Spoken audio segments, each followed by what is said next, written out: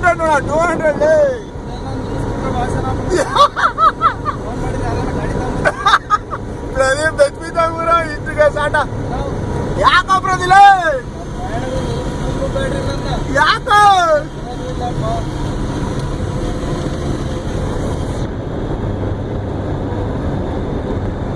ಯಾಕಲ್ಲ ಪ್ರದಿ ಹಿಂಗೆ ಬೆಚ್ಬಿಡ್ತೇನೆ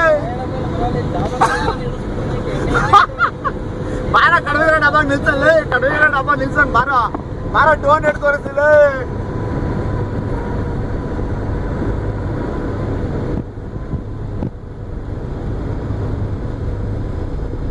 ಅಷ್ಟವರು 180 ಮೇಲೆ ಸಾಟನ ಹೋಗಲ್ಲ 180 ಅಷ್ಟೇ